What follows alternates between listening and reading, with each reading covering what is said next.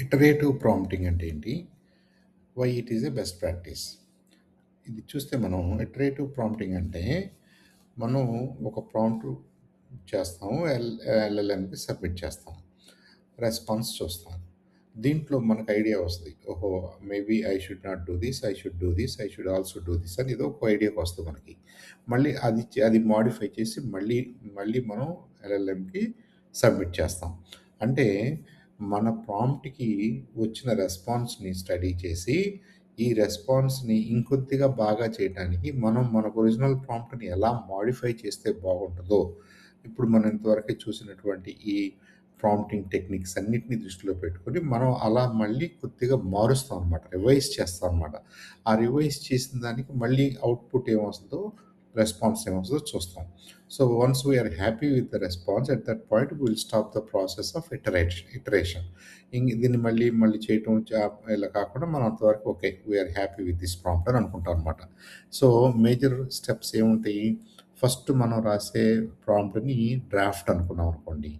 దాన్ని సబ్మిట్ చేసిన తర్వాత మనకొచ్చిన రెస్పాన్స్‌ని మనం క్రిటిక్ చేయటం ద్వారా, క్రిటికల్‌గా దాన్ని చూసి అనలైజ్ చేసుకోవటం ద్వారా, మనం ఎలాంటి రివిజన్స్ చేయాలో మన ప్రాంప్ట్‌కి మనకు అర్థమవుద్ది.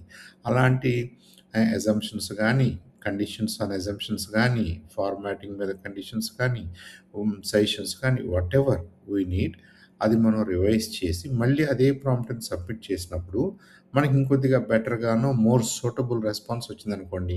If we are happy with that response అన్నంత వరకి మనం ఈ ప్రాసెస్‌ని మనం రిపీట్ చేయొచ్చు. ఆ రిపిటీషన్‌ని ఇటరేషన్ అంటారు. ఇటరేషన్ అంటే ఎవ్రీ సైకిల్‌లో, ఎవ్రీ రిపిటీషన్‌లో వి ఆర్ గెట్టింగ్ బెటర్. అలాంటి సైకిల్స్‌ని ఇటరేటివ్ సైకిల్స్ అంటారనమాట. For example write version 1 then list 7 weaknesses. అది ఒక ప్రాంప్ట్ రాసాం మనం. తర్వాత ఏమంటున్నాం, అది సరిపోదని చెప్పేసి దానికి మళ్ళీ యాడ్ చేస్తున్నాం. వర్షన్ 2లో ఆహ్, దెన్ రైట్ ఆహ్, version 2 rewrite version 2 addressing them. అంటే ఏంటి?